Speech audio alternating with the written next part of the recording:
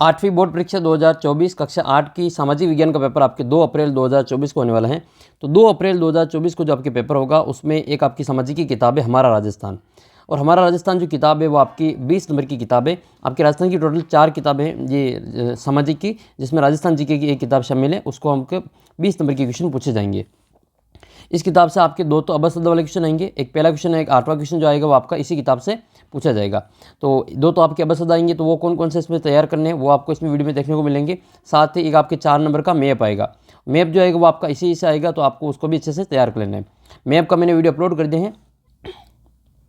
उम्मीद करता हूँ मैप वाला जो वीडियो वो आपने देख लिया होगा और बहुत ही अच्छे से आपको जो सारे राजस्थान के 33 जिले वो मैप भरना आ गया होगा। उसमें एक ज़िला मैंने वो छूट गया था बनने से, उस ज़िले को मैं इस वीडियो में आपको भर के बता दूंगा कि वो वाला ज़िला कहाँ पे है। आप कमेंट करके बता रहे कि उस वीडियो में कौन सा ज़िला जो वो भरने से छूट गया था राजस्थान के मैप में। अगर आपने देखा तो आप जो ढंग से तो आप वीडियो को कमेंट करके ज़रूर बताएंगे।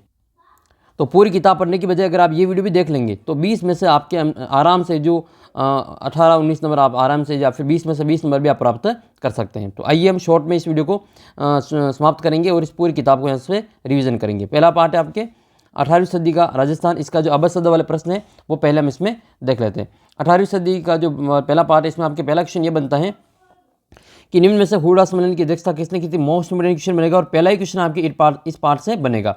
तो इसका उत्तर हो जाएगा आपके हुडा सम्मेलन की अध्यक्षता ये मेवाड़ के महाराणा जगत सिंह द्वितीय के द्वारा की गई थी। क्या है हुडा सम्मेलन, इनके बारे में आपको डिटेल से चर्चा की है, फिर भी हम आपको यहाँ पे और बता। तो हुडा सम्मेलन आपकी इस प्रकार से है कि राजस्थान के राजपूत राजाओं ने मराठों की बढ़ती शक्ति को रोकने के लिए 17 जुलाई 1734 को हुडा भीलवाड़ा में एक सम्मेलन बुलाया था, जिसकी अध्यक्षता मेवाड़ के महाराणा जगत सिंह द्वितीय ने की थी। यहाँ से और कौन कौन आए थे तो आमेर के सवाई जयसिंह थे, जोधपुर के अभय सिंह थे, नागौर के बख्त सिंह थे और कोटा के दुर्जन साल थे, इन्होंने भाग लिया था। और लेकिन ये इसमें सफल नहीं हो पाया था क्योंकि बाद में जो सभी जो अपने अपने जो हिसाब से वो रहे थे कि इन्होंने तय किया कि वर्षा काल में एक ये इंपॉर्टेंट क्वेश्चन बनता है कि वर्षा काल में वो एक वर्षा के ऋतु के बाद में वो रामपुरा में सभी एकत्रित होंगे।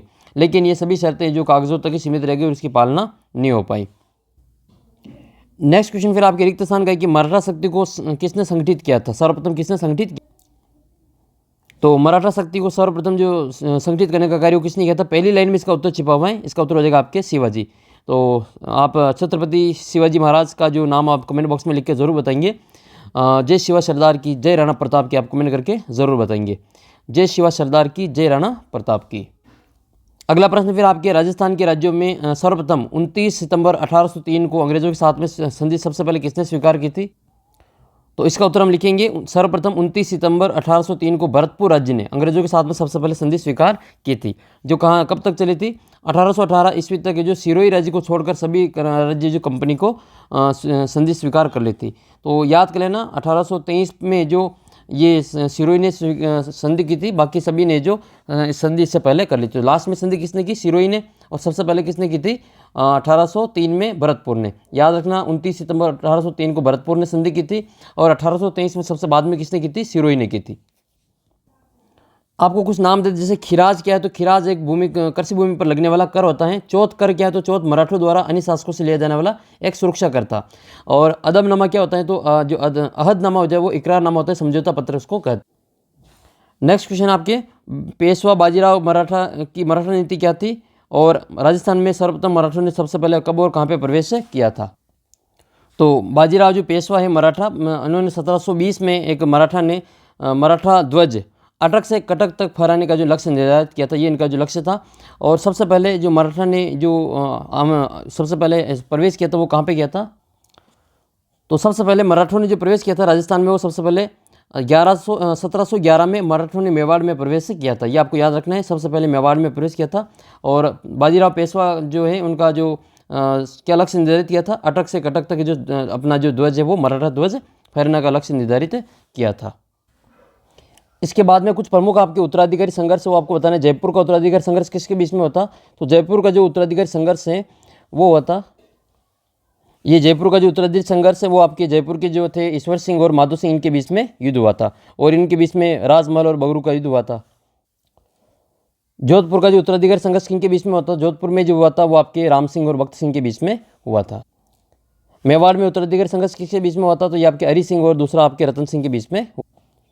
फिर आपके दूसरा पार्ट है 1857 की क्रांति। इस पार्ट से आपके बड़ा क्वेश्चन बनेगा, इसका पार्ट से आपके बड़ा क्वेश्चन बनेगा, निबंधात्मक प्रश्न जो बनेगा वो आपके इसी पार्ट से बनेगा। 1857 की क्रांति से संबंधित प्रश्न आपके पूछे जाएंगे कि क्या कारण थे, क्या इसके परिणाम रहे, सफलता असफलता के कारण आपको उसमें बताना है। तो सबसे पहले इसके जो ऑब्जेक्टिव क्वेश्चन है वो हम इसमें देख लेते हैं अवध वाले। तो अवध वाले अगर प्रश्न बनते हैं तो आपके एक क्वेश्चन ये बनेगा कि राजस्थान में 1857 की क्रांति की शुरुआत कहाँ से हुई थी। तो सबसे पहले शुरुआत हुई थी नसीराबाद से, वो हुई थी 28 मई 1857 को। और फिर राजस्थान में सैनिक छावनियाँ कितनी, 6 सैनिक छावनियाँ हैं। इसकी ट्रिक मैंने आपको बता रखी, फिर इस वीडियो में आगे और चर्चा करेंगे। दूसरा है कि ठाकुर कुशाल सिंह 1857 की क्रांति में क्रांतिकारियों का नेतृत्व कहाँ पे किया था, तो इन्होंने अव्वा में किया था। अव्वा के किले पर जो आपका जो क्रांतिकारियों ने और ठाकुर ने जो वहाँ का जो पॉलिटिकल एजेंट था मैकमोहन, उसकी गर्दन काट कर अव्वा के किले पर लटका दी थी। राजस्थान में 1857 की क्रांति का शुभारंभ कितनी तारीख को हुआ, तो ये हुआ था 28 मई 1857 को। 28 मई 1857 को नसीराबाद अजमेर से शुरुआत हुई थी।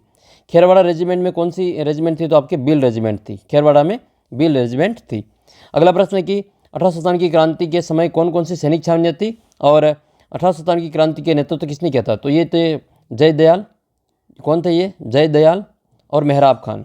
जय दयाल और मेहराब खान, ये दो व्यक्ति थे जिन्होंने कोटा में जो इनका नेतृत्व किया था, जय दयाल और मेहराब खान। ठीक है, मेहराब खान, दोनों नाम आपको याद रखना है, मेहराब खान। इनके अलावा यहाँ पे एक आदमी की जो यहाँ का जो पॉलिटिकल एजेंट था बटन, कहाँ पे किसकी हत्या की थी, तो बटन, इसे याद करना, कोर्ट का बटन, कोर्ट का बटन, कोर्ट के बटन की हत्या कर दी थी। कोर्ट में बटन, तो कोर्ट से बटन याद रह जाएगा ये। तो बटन की जो हत्या कर दी थी और इसका जो सिर काट कर जो पूरे कोटा शहर में घुमाया था। और यहाँ के जो महाराजा थे राम सिंह द्वितीय, इनको बंदी बना लिया था और कोटा दुर्ग में बंद कर दिया था। 1857 की क्रांति के समय सैनिक छावनियाँ कौन कौन सी थी, तो ये राजस्थान की 6 सैनिक छावनियाँ हैं, राजस्थान की 6 सैनिक छावनियाँ हैं। अब इसमें आपको याद रखना इनका नाम, एक तो आपकी नसीराबाद है, नीमच है, एरिनपुरा है, देवली है और ब्यावर है और ये खेरवाड़ा है। इसमें एक ट्रिक है वो आप याद कर सकते हैं, नानी ब्याव देखे एरिनपुरा में, नानी ब्याव देखे एरिनपुरा में। तो नानी से याद रखना आपको नसीराबाद नीमच, और ब्याव से याद रखना ब्यावर, देखे से आपको देवली और खेरवाड़ा, और एरिनपुरा से एरिनपुरा में। इसके अलावा एक ट्रिक अपना ही एक स्टूडेंट है तारिक खान अलवर से, इन्होंने कमेंट करके बताई थी, तो वो भी मैं ट्रिक आपको बताता हूँ कि तारिक खान ने जो अपने को ट्रिक बताई है वो क्या ट्रिक बताई है। तारिक ने जो ट्रिक कमेंट की थी वो बताई थी कि ये बहुत ही आसान ट्रिक लगी मेरे को, इससे भी इसकी तुलना में भी बहुत ही आसान लगी है। तो ये मैं आपको बताता हूँ। इसकी ट्रिक है कि ए नानी खबर दे, बस ये याद रखना है, ए नानी खबर दे। इसमें आपको 6 जो आपकी छावनियाँ उनका नाम इसमें आ जाएगा। ए से क्या हो जाएगा, एरिनपुरा हो जाएगा, नानी से वही आपके नसीराबाद और नीमच हो जाएगा, और खबर से आपको याद रखना है, खबर से आपको क्या याद रखना है, खबर, तो खबर से आपको याद रखना है खेरवाड़ा और ब्यावर, खबर से खेरवाड़ा और ब्यावर, तो खेरवाड़ा और ब्यावर हो जाएगा, और देश से हो जाएगा देवली।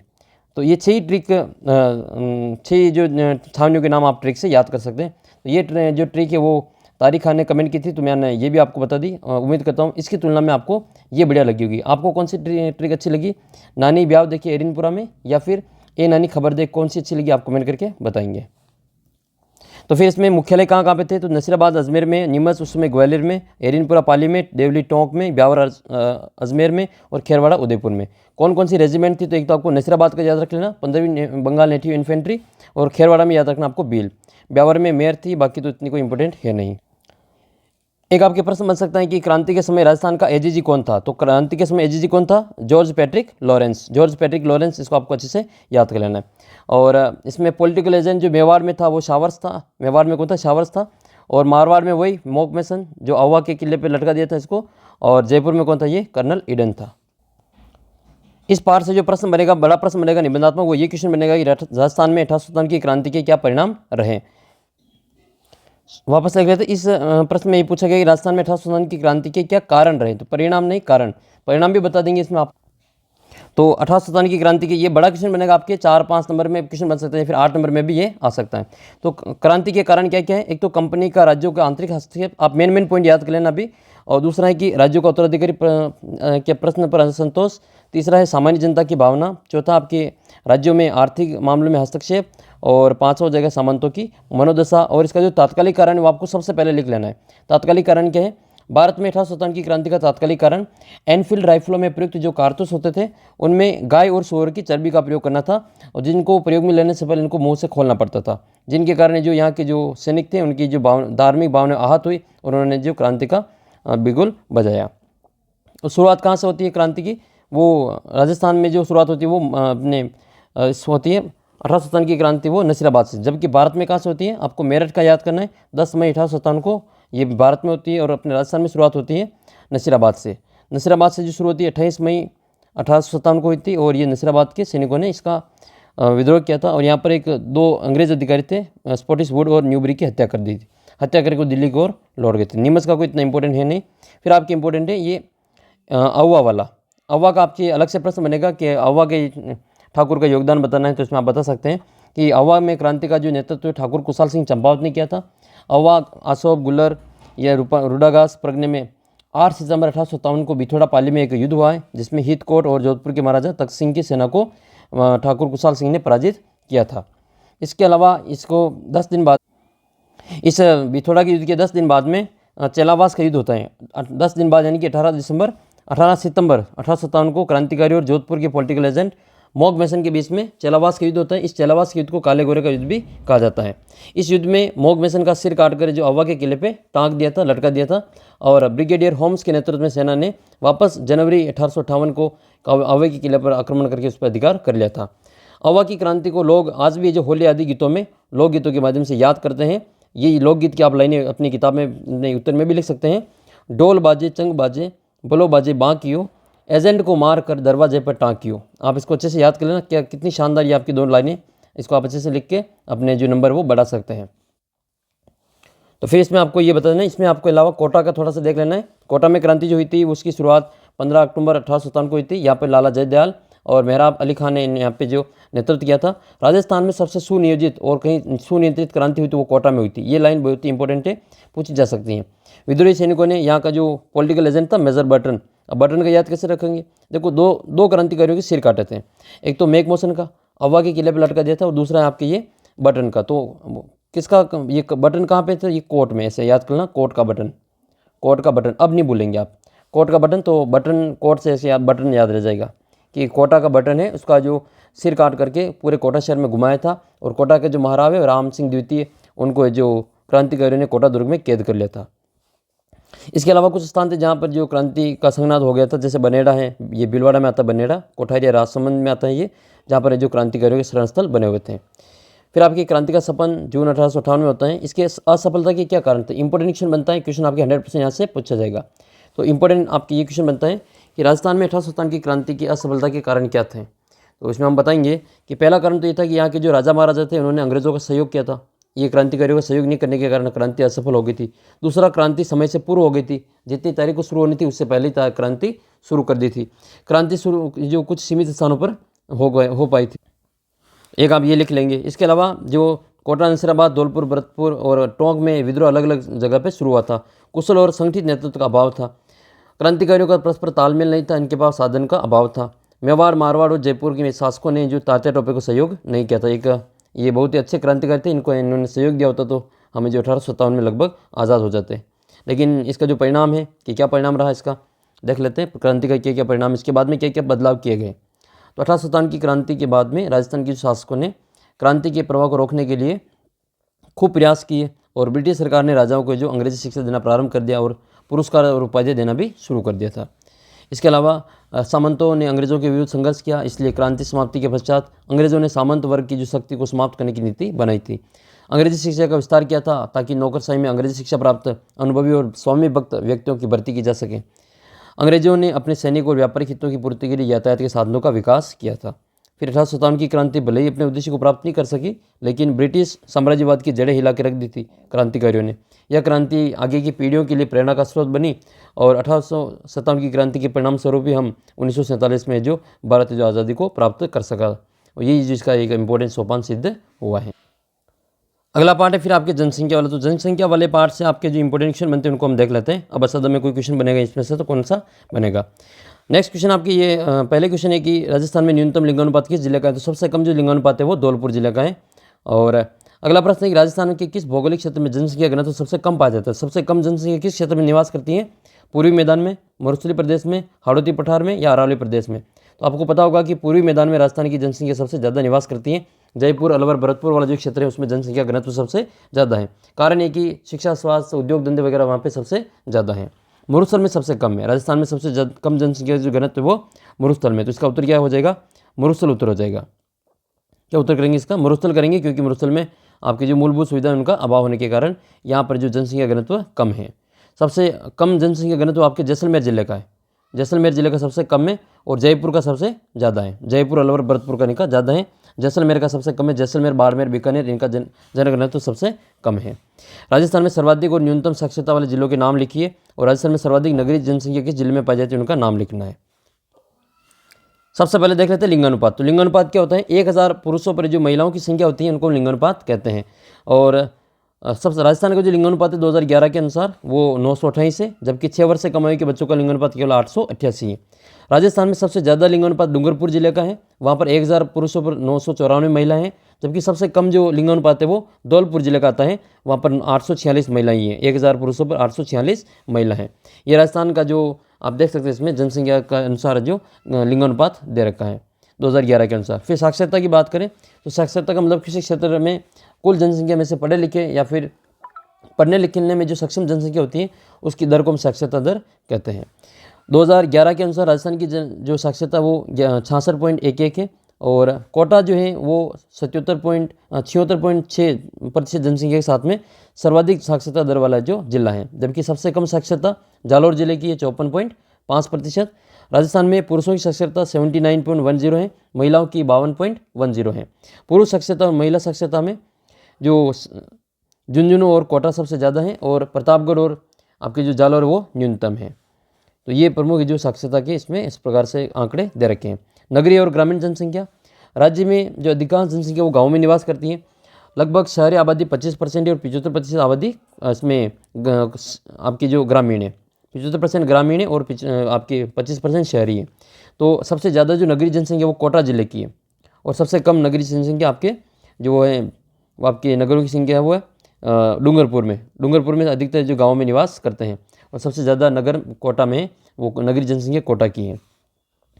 अनुसूचित जनजातियों के बारे में आपको पूछ ले तो अनुसूचित जनजातियों की जो प्रतिशत है 2011 के अनुसार 13.5 है और सबसे ज़्यादा जो जनसंख्या आपको देखने को मिलती है सिरोही, उदयपुर, डूंगरपुर, बांसवाड़ा जो मेवाड़ अंचल है उसमें देखने को मिलती है। इसके अलावा 12 सवाई माधोपुर, करौली, टोंक, दौसा, जयपुर में जनसंख्या आपको देखने को मिलती है। कौन कौन सी राजस्थान की जनसंख्या प्रमुख है तो हम देख लेते हैं। जनजातियाँ प्रमुख है तो आपके एक तो नाम याद रखना, एक तो आपको भील, मीणा, डामोर, सांसी, गरासिया, सहरिया ये प्रमुख जनजातियाँ हैं जो कि प्रमुख हैं। राजस्थान में सर्वाधिक जो जनजाति वो मीणा जनजाति है और सबसे प्राचीन जनजाति की बात करें तो भील जनजाति है। मीणा जनजाति कहाँ निवास करती है तो जयपुर, दौसा, सवाई माधोपुर, करौली, अलवर, उदयपुर, कोटा, बूंदी में निवास करते हैं। भील राजस्थान की सबसे प्राचीन जनजाति है जो कि आपके वागड़ या मेवाड़ अंचल में निवास करती हैं। बांसवाड़ा, डूंगरपुर, उदयपुर, प्रतापगढ़, सिरोही जिलों में निवास करती हैं। डामोर जो जनजाति वो डूंगरपुर के सीमलवाड़ा क्षेत्र में आपको देखने को मिलती है और गरासिया जनजाति मुख्य रूप से सिरोही के आबू रोड और पिंडवाड़ा तहसील में देखने को मिलती है। डूंगरपुर, उदयपुर, पाली जिलों की सीमा पर गरासिया जनजाति निवास करती है और सांसी जनजाति वो आपके भरतपुर में निवास करती है। ये जानकारी तो मैंने आपको पुराने पिछले वीडियो में दे रखी है, अगर आपने देखा होगा तो अच्छे से वो याद हो जाएगा। सहरिया जनजाति राजस्थान की एकमात्र जनजाति है जिसे भारत सरकार ने आदिम जनजाति समूह में शामिल की है और यह भारत जिले के शाहबाद और किशनगंज तहसीलों में सहरिया जनजाति निवास करती है। तो ये तो मैंने आपको मॉडल पेपर में भी दे रखा है, यहाँ से क्वेश्चन आपके 100% बनेगा। फिर बात कर लेते हैं जनघनत्व। जनघनत्व क्या होता है? लोगों का जो प्रति 1000 प्रति वर्ग किलोमीटर में यानी कि 1 किलोमीटर में कितने लोग रहते हैं। 1 वर्ग किलोमीटर में 1 स्क्वायर वर्ग किलोमीटर में कितने लोग रहते हैं।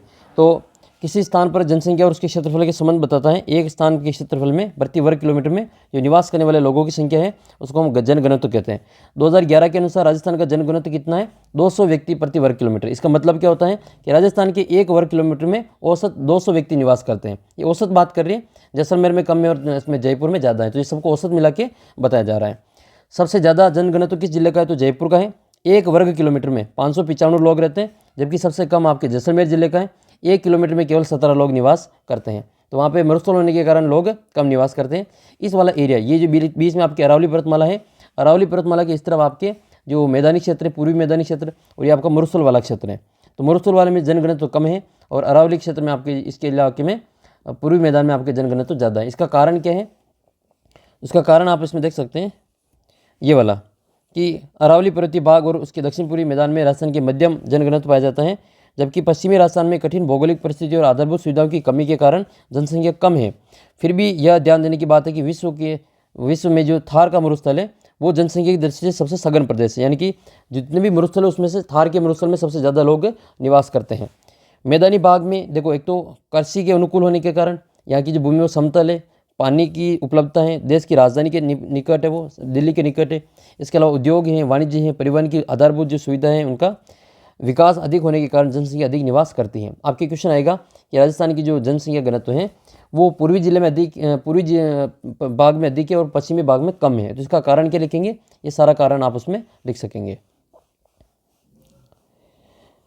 फिर आपको कुछ इंपोर्टेंट क्वेश्चन और बता, जनसंख्या जो होती है किसी भी क्षेत्र की जनसंख्या सबसे महत्वपूर्ण संसाधन होती है। और जनगणना कौन करवाता है? जनगणना जो करवाता है वो जनगणना निदेशालय भारत सरकार के द्वारा करवाया जाता है और ये हर 10 साल में होती है। पहली बार जनगणना 1872 में हुई थी और 2011 की जो जनगणना है वहाँ पर राजस्थान की जो जनसंख्या वो 685 करोड़ है और भारत की जो जनसंख्या उसका कितना प्रतिशत है? 5.7% है। और क्षेत्रफल के अनुसार राजस्थान को देखें तो सबसे बड़ा जो अपना राजस्थान है।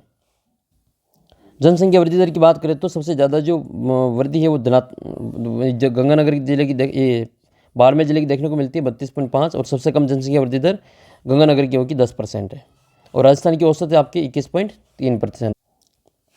तो ये क्वेश्चन आपने करवाई दिया ये कि जनजातियों पर टिप्पणी तो अपने लिख लेंगे कौन कौन सी जनजाति उसमें। पांचवा पार्ट है आपके उद्योग वाला। तो उद्योग वाले की जो इंपॉर्टेंट क्वेश्चन है वो हम इसमें देख लेते हैं। उद्योग वाले पार्ट में आपको इंपॉर्टेंट याद रखना है कि कौन सा उद्योग राजस्थान का सबसे प्राचीन उद्योग है। जो आपको याद करना, सूती वस्त्र उद्योग सबसे प्राचीन उद्योग है। चूना पत्थर जिप्सम का उपयोग किस उद्योग में किया जाता है? तो ये किस उद्योग में किया जाता है? ये आपके सीमेंट उद्योग में किया जाता है। और सीमेंट उद्योग जो सबसे ज़्यादा है वो आपके चित्तौड़गढ़ जिले में देखने को मिलता है, क्योंकि यहाँ पे जो कच्चा माल है चूना पत्थर ये आपको सबसे ज़्यादा चित्तौड़गढ़ जिले में देखने को मिलता है। ग्रेनाइट उद्योग की सर्वाधिक किस जिले में विकास हुआ? तो इसका उत्तर हो जाएगा आपके जालौर जिले में ग्रेनाइट का जो उद्योग है वो सबसे ज़्यादा फैला हुआ है। इसके अलावा अगला क्वेश्चन है आपके, राजस्थान की वस्त्र नगरी किसे कहा जाता है? तो भीलवाड़ा को वस्त्र नगरी कहते हैं। और इसको क्यों कहते हैं? क्योंकि वहाँ पे जो वस्त्र जो उद्योग है वो सबसे ज़्यादा फैला हुआ है।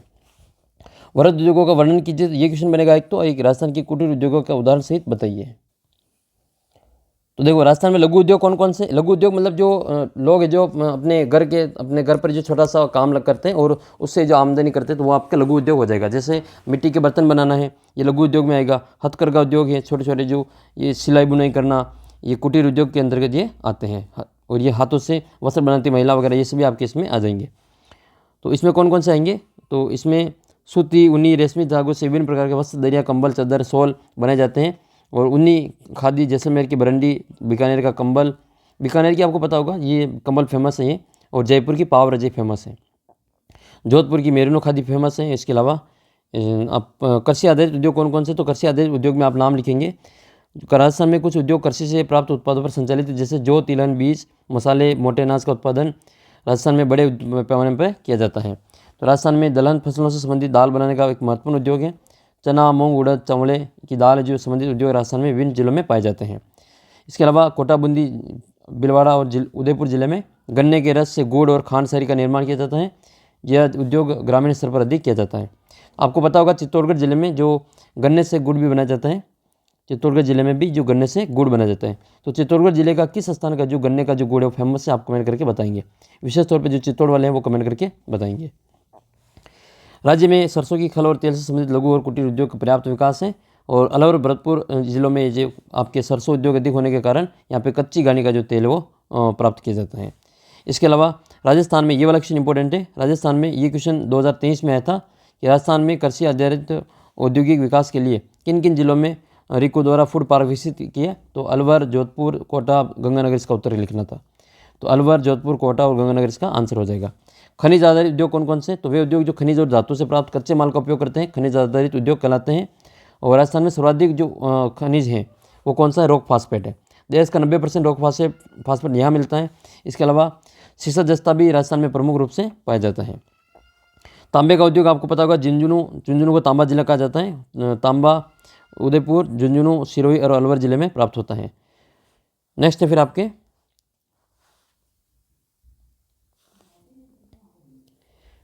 नेक्स्ट फिर आपके ग्रेनाइट उद्योग। तो जालोर में जो ग्रेनाइट उद्योग का विकास हुआ है, इसके अलावा ये जो जिले राजसमंद, सबसे ज़्यादा आपको संगमरमर मार्बल देखने को मिलेगा, नागौर, और नागौर में भी आपके जो मकराना है वहाँ का नागौर है, जो मार्बल है वो फेमस है, संगमरमर, सफ़ेद संगमरमर, जिसका उपयोग ताजमहल का निर्माण करने में भी किया गया था। उदयपुर और कोटा स्टोन का जो स्टोर है वो काफ़ी फेमस है। इसके अलावा संगमरमर और ग्रेनाइट का जो पत्थर है उनका निर्यात में जो विदेशों में भी किया जाता है। ये जो धौलपुर का लाल पत्थर है और जैसलमेर का जो पीला पत्थर है, इसका प्रयोग धौलपुर का जो लाल पत्थर है, धौलपुर और करौली का, इसका प्रयोग अभी जो राम मंदिर बना उसमें भी किया गया। इसके अलावा अपना जो राष्ट्रपति भवन और जो संसद भवन बना हुआ था पुराना वाला, वहाँ पे भी इसका प्रयोग किया गया है। नेक्स्ट वस्त्र उद्योग में कौन कौन से आते हैं? तो वस्त्र उद्योग में सूती वस्त्र उद्योग आता है, और इसमें राजस्थान का सबसे प्राचीन उद्योग आपका सूती वस्त्र उद्योग है। इसमें पहली सूती वस्त्र मिल कहाँ लगी थी? तो अजमेर की ब्यावर में लगी थी, द कृष्णा मिल लिमिटेड 1889 में। और वर्तमान में भीलवाड़ा राजस्थान का प्रमुख वस्त्र उत्पादक क्षेत्र है, और भीलवाड़ा को राजस्थान की वस्त्र नगरी, राजस्थान का मैनचेस्टर कहा जाता है। इसका कारण है कि वहाँ पर प्रमुख है जो वस्त्र उद्योग है। वस्त्रों की रंगाई छपाई और बंदेज कार्य जयपुर का सांगनेर और बगरू प्रसिद्ध है, और जोधपुर चूरू में भी कार्य किया जाता है।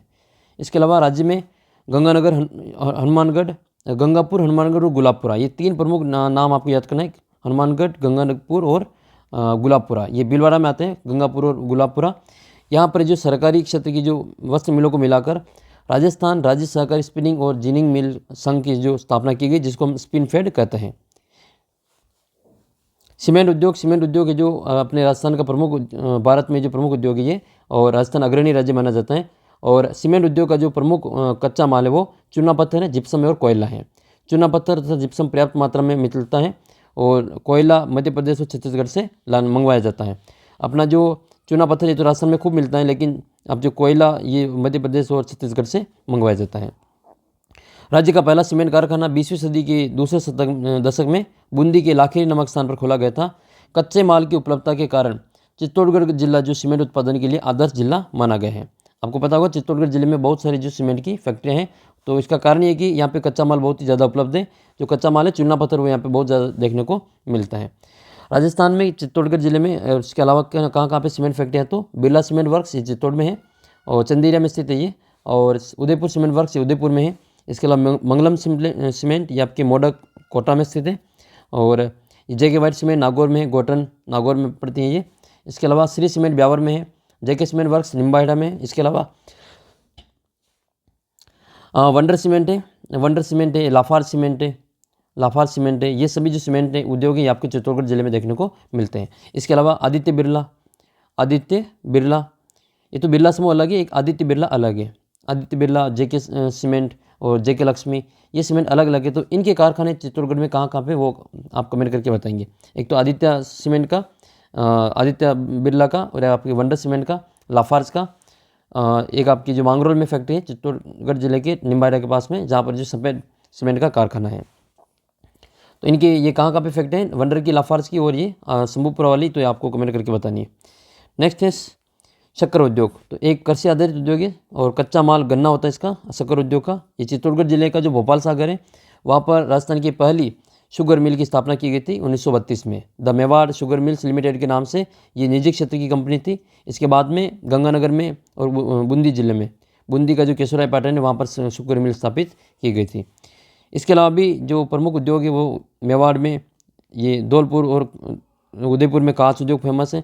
जयपुर, कोटा, भरतपुर, चित्तौड़गढ़, गंगानगर में वनस्पति की, और नागौर में नमक उद्योग।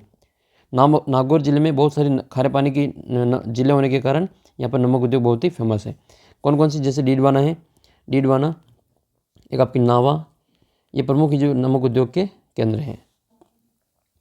फिर आपके अगला पार्ट आते हैं जिसका नाम है परिवहन एवं पर्यटन। यहाँ से क्वेश्चन आपके 100% बनेगा, एक बड़ा क्वेश्चन आपके बन सकता है। पर्यटन और परिवहन से संबंधित क्वेश्चन आपके आने की पूरी संभावना है। तो अब असद में कौन सा क्वेश्चन बन सकता है कि राजस्थान में मेट्रो रेल का विकास किस जिले में किया गया? तो इसका उत्तर हो जाएगा आपके जयपुर में। राजस्थान में जो मेट्रो रेल है वो आपकी केवल जयपुर में अभी देखने को मिलती है। जयसमंद जिले कौन से जिले में? तो अभी आपकी किताब के अनुसार इसका जो उत्तर है आपको करना है जयसमंद। बाकी 50 जिले बन गए तो 6 नंबर में चले गई है, अभी वर्तमान में ही उदयपुर जिले में ही करना ही। तो जयसमंद झील जो आपकी उदयपुर जिले में स्थित है। राजस्थान में प्रथम रेल कब और कहाँ चली थी? तो आप सभी को पता होगा, राजस्थान में प्रथम रेल बांदीकुई से आगरा फोर्ट पर चली थी 1874 में। ये रेल परिवहन वाला क्वेश्चन आपके हैं कि राजस्थान में पहली रेल कल 1874 में बांदीकुई दौसा से ये आगरा फोर्ट उत्तर प्रदेश के बीच में चली थी। और ये आपको याद रखना है 1874। भारत में कब चली थी? तो भारत में सबसे पहले रेल जो 1853 में चली थी और महाराष्ट्र की मुंबई और ठाणे के बीच में। फिर आपको याद रखना है कि राज्य में रेल मार्ग कितना लंबा है? तो लगभग जो 6000 किलोमीटर लंबा है। राजस्थान में कितने रेलवे जोन है? तो 2 रेलवे जोन है, उत्तर पश्चिम रेलवे और आपके पश्चिम मध्य रेलवे। और इसके अलावा राजस्थान में कुल 5 जो रेलवे मंडल हैं और अधिकांश जो भारत का रेल परिवहन है वो आपके उत्तर पश्चिम रेलवे में आता है, जिसका मुख्यालय आपके जयपुर में स्थित है। जयपुर में मेट्रो की शुरुआत कब की गई थी? जयपुर में मेट्रो आपके जून 2015 में शुरू हुआ था। फिर आपके अगला क्वेश्चन आपके ये कि सांगानेर अंतर्राष्ट्रीय हवाई अड्डा किस जिले में स्थित है? तो आपके 3-4 हवाई अड्डे उनका नाम आपको याद कर लेना। देखो, सबसे महंगा जो परिवहन का साधन है वो आपके वायु परिवहन है, एयरप्लेन वाला है। तो महंगा और तीव्र परिवहन है, सबसे जल्दी पहुंचा जाता है, लेकिन शीघ्र खराब होने वाली और मूल्यवान वस्तुओं के परिवहन के लिए सबसे अच्छा साधन है। दूसरे देशों के संपर्क बनाने में भी अच्छा आवश्यक है ये। तो जयपुर में सांगानेर में व्यस्तम आपके हवाई अड्डा है। ये सबसे बिजी जो एयरपोर्ट है वो आपके जयपुर वाला है। कौन सा है ये? जयपुर में सांगानेर है, इंदिरा गांधी ये अंतर्राष्ट्रीय एयरपोर्ट के नाम से ये जाना जाता है। और कहाँ पे? ये जयपुर के सांगानेर में। एक आपके उदयपुर में है महाराणा प्रताप हवाई अड्डा, जो कि डबोक में स्थित है। डबोक उदयपुर में आता है, ये महाराणा प्रताप हवाई अड्डा के नाम से जाना जाता है। एक आपके सैनिक और नागरिक महत्व की दृष्टि से जोधपुर के रतनाड़ा में भी हवाई अड्डा बना हुआ है। इसके अलावा अजमेर के किशनगढ़ में, जैसलमेर में, बीकानेर में और कोटा में, और आपको पता होगा भीलवाड़ा के हमीरगढ़ में भी हवाई पट्टी बनी हुई है। ये आपके जयपुर अंतर्राष्ट्रीय हवाई अड्डे का जो दृश्य यहाँ पे दिया गया है। फिर इस पार्ट से जो बड़ा क्वेश्चन बनेगा ये बनेगा कि राजस्थान के प्रमुख भौगोलिक और प्राकृतिक पर्यटन स्थल कौन कौन से, इनका नाम लिखना है। तो पर्यटन के बारे में लिखना है। तो पर्यटन क्या होता है? एक स्थान से दूसरे स्थान पर भ्रमण करना पर्यटन कहलाता है। इनकी घूमने के लिए जाते हैं तो हम पर्यटन के रूप में इसको जानते हैं। कौन दूसरे स्थान पर कौन कौन से फेमस है वो हम इसमें लिख सकते हैं। सबसे प्रमुख पर्यटन स्थल जो है इस प्रकार से ये वाला राजस्थान के मैप में आपको बताना है। वो मैप में जो बच गया था वो पाली बच गया था। तो पाली ये वाला है, रोहट वाला, ये जोधपुर और ये वाला जो इलाका है आपके पाली के रूप में ये वाला पाली है, जो जोधपुर के यहाँ से नीचे है। और नागौर से और अजमेर से सीमा लगती है, भीलवाड़ा से इसकी राजसमंद से इसकी सीमा लगती है। तो ये पाली जिला उसके मैप वाले वीडियो में छूट गया था, तो आपको पाली यहाँ पे भर देना है। बाकी मैंने पूरा मैप वहाँ पे आपको समझा दिया था।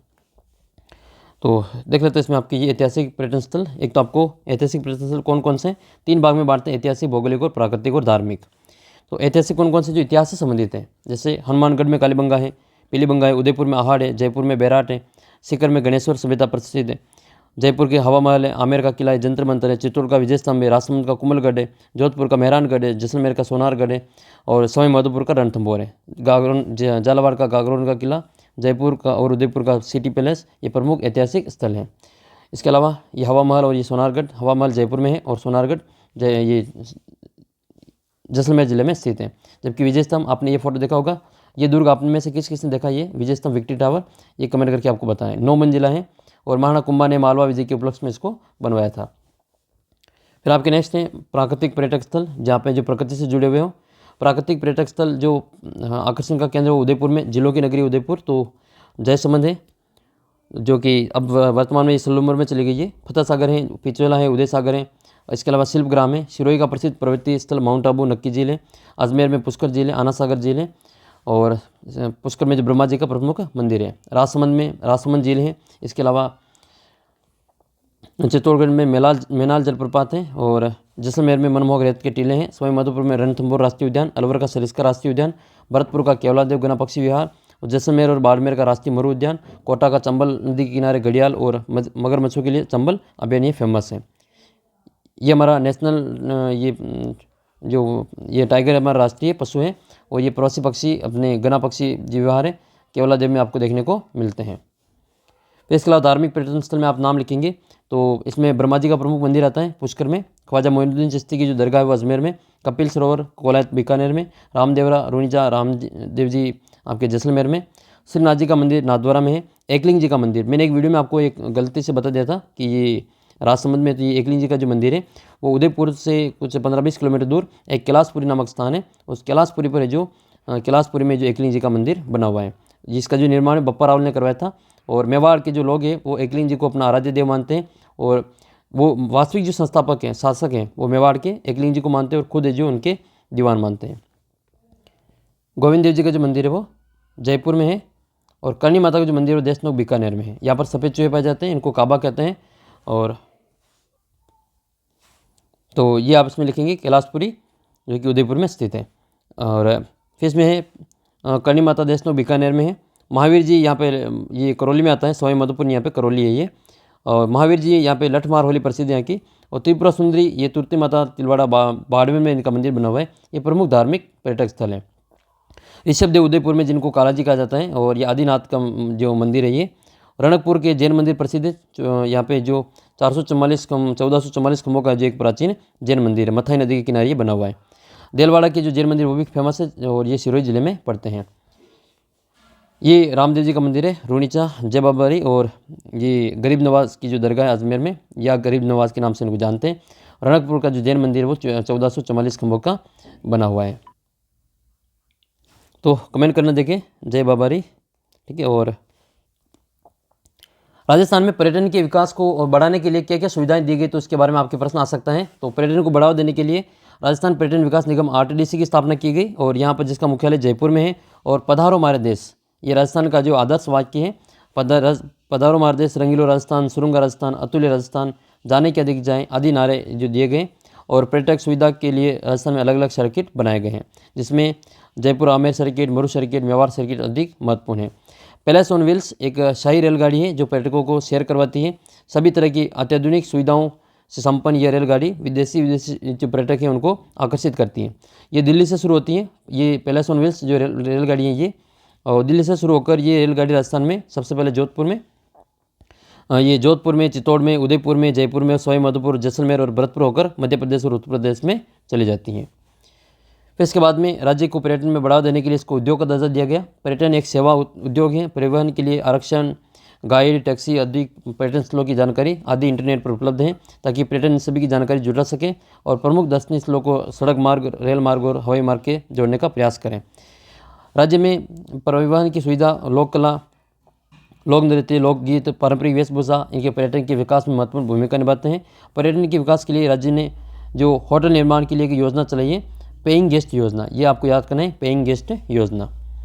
नेक्स्ट है प्रमुख महोत्सव कौन कौन से, तो अपने राज्य सरकार ने पर्यटन को बढ़ावा देने के लिए राज्य सरकार द्वारा कई मेलों का आयोजन करती है। जैसे बीकानेर में ऊँट महोत्सव मनाया जाता है, जैसलमेर में मरु महोत्सव, जयपुर में पतंग महोत्सव, राजसमंद में कुंभलगढ़ महोत्सव, जोधपुर में मारवाड़ महोत्सव, उदयपुर में मेवाड़ महोत्सव, और बाड़मेर में आता है थार महोत्सव, जहाँ पर जो इस महोत्सव में जो प्रतिवर्ष जो हज़ारों देशी विदेशी जो पर्यटक वो देखने को आते हैं।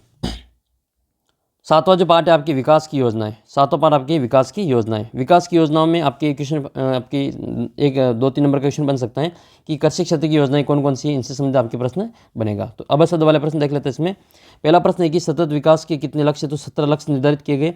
आयुष्मान भारत का संबंध किससे, तो ये स्वास्थ्य क्षेत्र से संबंधित है। किस कार्यक्रम का उद्देश्य कन्या भ्रूण हत्या को रोकना और बालिका शिक्षा को प्रोत्साहन देना रखा गया। इसमें हम लिखेंगे बेटी बचाओ बेटी पढ़ाओ।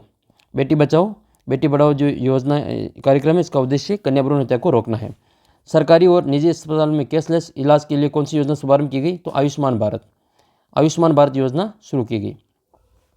इसका इंपोर्टेंट क्वेश्चन हम देख लेते हैं, बड़े क्वेश्चन कौन से बनेंगे, तो राजस्थान में चलने वाली आर्थिक क्षेत्र की 2 योजनाओं के नाम लिखने और महिला सशक्तिकरण की चलाई जाने वाली योजनाओं का विवरण देना है।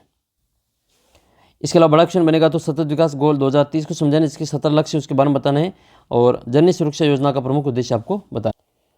तो राजस्थान में जननी शिशु सुरक्षा योजना जो है इसका प्रमुख उद्देश्य क्या है, मातृ और शिशु मृत्यु दर को कम करना। मातृ मृत्यु दर और शिशु मृत्यु दर की कमी करना इसका प्रमुख उद्देश्य है। और ये स्वास्थ्य संबंधी योजना है। और स्वास्थ्य संबंधी कौन कौन सी योजना है, तो आशा सहयोगिनी है।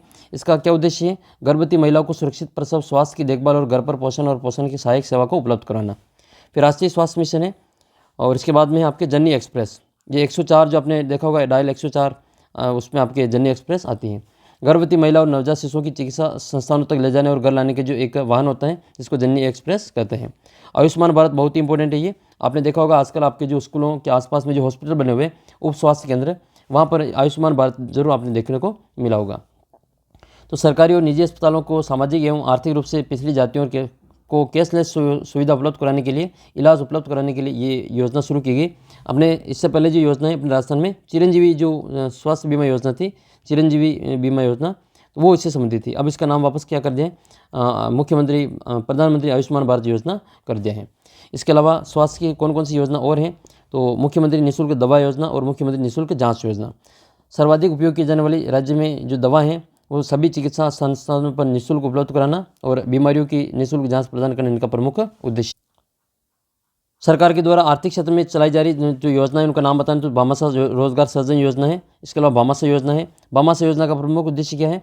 वित्तीय और गैर वित्तीय लाभों को सीधे जरूरतमंदों के खाते में पहुंचाना। आपने देखा होगा भामाशाह योजना में एक भामाशाह कार्ड होता है जिसका जो मुखिया होता है वो महिला मुखिया होती है और उसके खाते में जो भी सरकार की योजना होती है उनका पैसा वगैरह भेजा जाता है। मुख्यमंत्री युवा संबल योजना, इसमें शिक्षित युवाओं को 2 साल की अवधि के लिए बेरोजगारी भत्ता दिया जाता है। और पंडित दीनदयाल उपाध्याय योजना में ग्रामीण युवाओं को कौशल विकास द्वारा गरीबी को निवारण किया जाता है। प्रधानमंत्री रोजगार सृजन योजना, युवा शिक्षित बेरोजगार महिलाओं और अनुसूचित जाति जनजाति के दिव्यांगजनों को स्वरोजगार के अवसर उपलब्ध करवाना। सरकार के द्वारा जो कृषि क्षेत्र में प्रमुख योजनाएं चल रही है उनका आपको कौन कौन सी देख लेनी है। एक तो कृषि कल्याण कोष है, खाद्य सुरक्षा मिशन है और प्रधानमंत्री फसल बीमा योजना है, प्रधानमंत्री कृषि सिंचाई योजना है, आयुष राष्ट्रीय आयुष मिशन है, किसान कल्याण योजना है और राजीव गांधी कृषक साथी सहायता योजना है। महिला सशक्तिकरण के लिए कौन कौन सी योजनाएं शुरू की जा रही? तो एक तो बेटी बचाओ बेटी पढ़ाओ जिसका प्रमुख उद्देश्य क्या है? कन्या भ्रूण हत्या को रोकना, बालिका शिक्षा को प्रोत्साहित करना, स्वावलंबन योजना और साझा योजना। ये साझा अभियान याद रखना, साझा अभियान ये आपके बाल विवाह के रोकने के लिए शुरू किया गया था। गरिमा बालिका संरक्षण सम्मान योजना और राष्ट्रीय योजना। ये राष्ट्रीय योजना आपको पता है लड़की के जन्म पर जो 50,000 रुपये जो अलग अलग किस्तों में 6 किस्तों में दिए जाते हैं, ये मुख्यमंत्री राष्ट्रीय योजना। IM शक्ति फंड, ये महिला स्वयं सहायता समूह को आर्थिक सहायता प्रदान कर महिलाओं को आत्मनिर्भर बनाने के लिए शुरू किया गया था। ग्रामीण विकास की योजना कौन कौन सी है? तो प्रधानमंत्री आदर्श ग्राम योजना, स्वच्छ भारत अभियान, ये इंपॉर्टेंट है इसका, स्वच्छ भारत अभियान जिसमें भारत में जो स्वच्छता हेतु देश को खुले शौच से मुक्त बनाना और कचरे का संग्रहण एवं निस्तारण करना। इसके अलावा अटल भूजल योजना, सामुदायिक सहयोग से भूजल प्रबंधन को सुधार लाना। और मनरेगा, महात्मा गांधी राष्ट्रीय ग्रामीण रोजगार योजना जो कि 2005 में इसको शुरू किया गया था और ग्रामीण परिवारों को न्यूनतम साल में 100 दिन का रोजगार उपलब्ध करवाना इसका प्रमुख उद्देश्य है। प्रधानमंत्री आवास योजना, ग्रामीण क्षेत्र में पक्के मकान उपलब्ध करवाए जाते हैं। ग्रामीण गौरव पथ, ये ग्रामीण सड़कों को मेगा हाईवे से जोड़ने का कार्य करता है। जबकि प्रधानमंत्री ग्राम सड़क योजना, ये ग्रामीण क्षेत्रों में सड़कों का विकास करता है।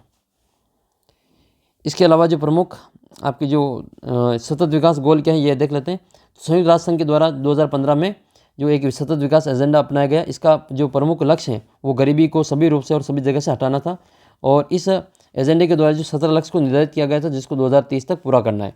कौन कौन से लक्ष्य? वो गरीबी का अंत करना, भूखमरी को समाप्त करना, अच्छा स्वास्थ्य और जीवन स्तर, गुणवत्तापूर्ण शिक्षा, लैंगिक समानता, शुद्ध जल और स्वच्छता। इसके अलावा आपको याद रखना है किफ़ायती और स्वच्छ जल, सम्मानजनक कार्य, उद्योग और नवाचार, असमानता की कमी, संचारणी साधन, सतत उपभोग और उत्पादन, जलवायु परिवर्तन, पानी में जीवन और भूमि पर जीवन, शांति और न्याय, सुदृढ़ व्यवस्था और लक्ष्य प्राप्ति तक सामुदायिक की जो भागीदारी।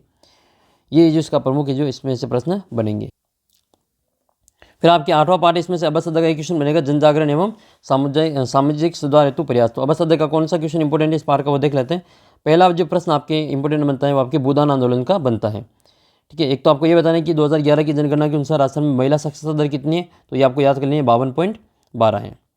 और फिर आपको याद रखनी है भूदान आंदोलन के जनक, तो विनोबा भावे हैं जो भूदान आंदोलन के जनक हैं। ये मिलान करने वाला क्वेश्चन आपके बन सकता है। तो मिलान करने वाला क्वेश्चन क्या हो जाएगा, ये जैसे नोटा है तो नोटा हम कहते हैं इनमें से कोई नहीं, NOTA, none of the above, ये नोटा होता है। वीवीपैट का पूरा नाम क्या होता है? Voter verified paper audit trial होता है। और ईवीएम जो होता है वो इलेक्ट्रॉनिक वोटिंग मशीन होती हैं। इसके अलावा मजदूर किसान शक्ति संगठन, मजदूर किसान शक्ति संगठन और बाल अधिकार समझौता, बाल अधिकार समझौता जो है वो आपके संयुक्त राष्ट्र संघ से संबंधित है। और मजदूर किसान जो शक्ति संगठन है वो आपके सूचना का अधिकार से संबंधित है, जो कि 2005 में अरुणा राय के सहयोग से उनके आंदोलन के कारण ये आपके जारी हुआ था। स्वीप कार्यक्रम क्या है? राज्य महिला आयोग के बारे में आपको बताना है। और सामाजिक सुधार आंदोलन में आपके प्रमुख समाज सुधारकों के नाम बताने। और साइबर सुरक्षा, यहाँ से क्वेश्चन गए साल भी आया था 2023 में और इस बार भी आपके छपेगा। देखो, भूदान आंदोलन जो शुरू किया गया था वो 18 अप्रैल 1951 को तेलंगाना के छोटे से गांव में तिरुचपल्ली गांव में एक छोटे से भूमि का दान करके एक भूदान आंदोलन की शुरुआत की थी। और राजस्थान में सबसे पहले भूदान आंदोलन कहाँ से शुरू हुआ था? तो विनोबा भावे की अपील पर राजस्थान के नागौर जिले में जो भूदान आंदोलन शुरुआत में हुआ था। और राज्य सरकार ने ग्रामदान अधिनियम 1971 बनाया था। राजस्थान की कितनी जनसंख्या कृषि पर निवास करती है? तो निर्भर करती है तो 75%। काश्तकारी अधिनियम 1955 याद कर लेना इसको। और फिर आप क्या आता है अस्पृश्यता उन्मूलन, इंपॉर्टेंट है ये। आधुनिक भारत में राजा राम मोहन राय, ज्योतिबा फुले, स्वामी रामास्वामी नायर और महात्मा गांधी आदि ने जातिगत भेदभाव और असमानता को दूर करने का प्रयास किया। इसी तरह राजस्थान में भी स्वतंत्रता आंदोलन से पूर्व स्वामी दयानंद सरस्वती, गोविंद गुरु, महामा बालेश्वर, हरिभा उपाध्याय, इन्होंने समाज सुधारकों के नाम में उल्लेख किया जा सकता है जिन्होंने सामाजिक भेदभाव को दूर किया था। इसके अलावा अनुच्छेद 17 जो है वो आपके इंपॉर्टेंट है। अनुच्छेद 17 में जो छुआछूत और अस्पृश्यता के दंडनीय अपराध घोषित किया गया है। और अस्पृश्यता उन्मूलन के लिए भारत सरकार ने नागरिक अधिकार संरक्षण अधिनियम 1955 लागू किया है। इसके अलावा संविधान में वर्णित है कि समानता लोकतंत्र का आधार है। भारत का जो प्रत्येक नागरिक है कानून के समक्ष समान माना गया है, यानी कि महिला और पुरुष समान है। सभी कानून समान संरक्षण प्राप्त हैं, अर्थात संविधान के अनुसार किसी भी व्यक्ति से धर्म, नस्ल, जाति, वर्ण, लिंग, जन्म और लिंग के आधार पर भेदभाव नहीं करेगा। एक थोड़ा सा आपके महिला सशक्तिकरण में राज्य सरकार के प्रमुख प्रयास में एक तो महिला राज्य आयोग को देख लेना है। 15 मई 1999 को राज्य महिला आयोग का गठन किया गया था। इनका 3 सदस्य होते हैं, इसमें एक अध्यक्ष होता है और कार्यकाल 3 साल इसका होता है। एक थोड़ा सा आपको स्वयं सहायता समूह के बारे में देख लेना है। और महिला घरेलू हिंसा निरोधक अधिनियम ये कब बना था? 2005 में बना था। इसके अलावा आपको सबला योजना है, राजीव गांधी किशोरी सशक्तिकरण योजना, बेटी बचाओ बेटी पढ़ाओ योजना। और सबला योजना जो है आपके 11 साल से 18 साल की विद्यालय न जाने वाली और 20 में विद्यालय छोड़ने वाली किशोर बालिकाओं के लिए संचालित की जा रही है। बेटी बचाओ बेटी पढ़ाओ ये शुरुआत हुई थी 2015 में। और देश में घटते लिंगानुपात को कम करने के लिए ध्यान में रखते हुए महिला एवं बाल विकास मंत्रालय, भारत सरकार और स्वास्थ्य परिवार कल्याण मंत्रालय और मानव संसाधन विकास जो शिक्षा मंत्रालय कहते हैं जिसको हम, इनकी जो संयुक्त पहल है। महिला सशक्तिकरण के प्रमुख जो कानून है वो कौन कौन से? हिंदू उत्तराधिकार दत्तक ग्रहण अधिनियम 1956 जो 2005 में संशोधन हुआ, दहेज निषेध 1961, बाल विवाह निषेध अधिनियम 1925 में बना, बाद में 1986 और 2006 में भी इसका संशोधन किया गया। मतदान की प्रक्रिया जो होती है आपको पता है अपने राजस्थान में 19 अप्रैल और 26 अप्रैल को मतदान है। तो लोकसभा के चुनाव हो रहे तो मतदान में आपको जो ईवीएम का नाम सुना होगा, ईवीएम का पूरा नाम क्या होता है? Electronic voting machine. इसके द्वारा जो वोट दिए जाते हैं, मत का प्रयोग किया जाता है। एक ईवीएम में अधिकतम 16 उम्मीदवारों के नाम होते हैं और इनमें से जो अंतिम बटन होता है वो नोटा का होता है। नोटा का मतलब क्या होता है? नन ऑफ द अबव, इनमें से कोई नहीं। नोटा जो होता है वो अंतिम नोटा होता है। और अगर आपको कोई भी उम्मीदवार पसंद नहीं है तो आप नोटा का बटन भी दबा सकते हैं। तो नन ऑफ द अबव इसका पूरा नाम होता है। और मतदान का जो प्रत्येक केंद्र होता है उसके लिए एक जिला जो निर्वाचन अधिकारी होता है वो एक मतदान गठित करता है, जिसमें एक पीठासीन अधिकारी और अन्य मतदान अधिकारी होते हैं। मतदान में प्रवेश करते हैं फिर जो मतदाता के बाएं हाथ पर की तर्जनी अंगुली पर अमिट शाही का प्रयोग किया जाता है। आपने देखा होगा शाही का प्रयोग किया जाता है। फिर इसमें वीवीपैट का उपयोग करते हैं। तो वीवीपैट क्या होता है?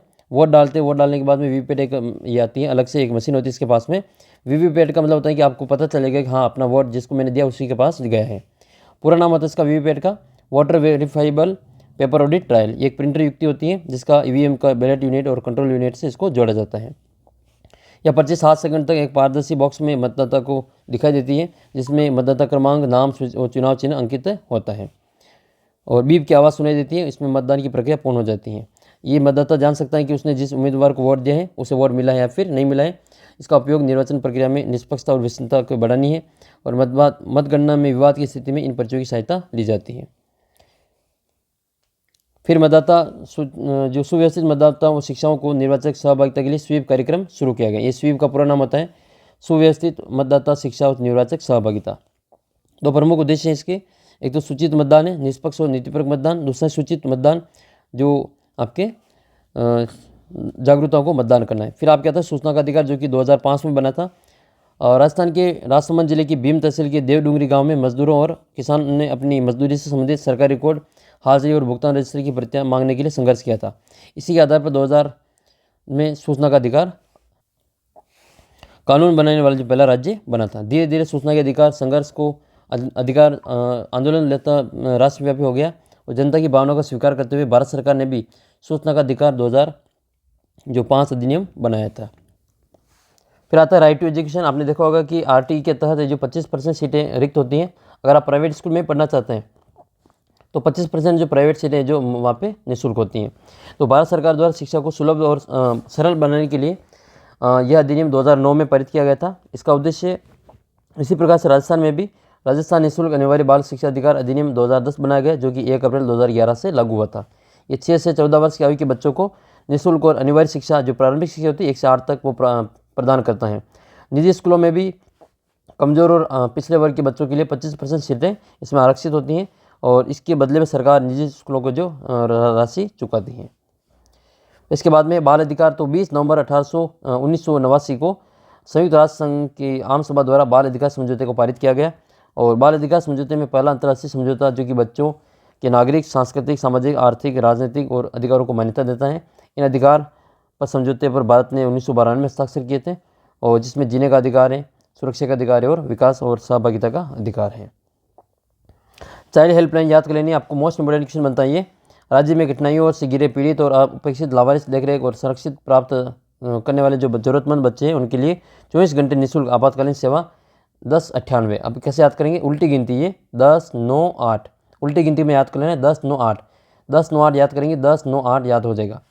एक टोल फ्री टेलीफोन सेवाएं और राजस्थान में बाल संरक्षण की चुनौती जैसे बाल विवाह, कन्या भ्रूण हत्या, बाल लिंग अनुपात, बाल श्रम, कुपोषण आदि के उन्मूलन के लिए सरकार जो प्रयास की जा रही है। ये आपके चाइल्ड हेल्पलाइन नंबर आपको याद करना है, आपकी किताब के पीछे भी आपको देखने को मिल जाते हैं। राजस्थान में संपर्क पोर्टल क्या है, तो सितंबर 2019 में जन सामान्य की शिकायतों को सुनने के लिए संपर्क पोर्टल को शुरुआत किया गया था। एक क्वेश्चन 2023 में ऐसा भी आया था ये, जिसमें आपको पोर्टल के बारे में पूछा गया था। तो पंचायत समिति और जिला स्तर पर इस पोर्टल के ऊपर कोई भी व्यक्ति कार्यालय में उपस्थित हुए बिना अपनी समस्या को ऑनलाइन दर्ज करवा सकता है। राजस्थान संपर्क केंद्रों पर निःशुल्क रूप से शिकायतें दर्ज करने की सुविधा उपलब्ध करवाई गई। सिटीजन कॉल सेंटर, जो आपके संपर्क में कॉल सेंटर, वो 181 नंबर बिल्कुल मुफ्त और सूचना प्राप्त करने की सुविधा दी गई है।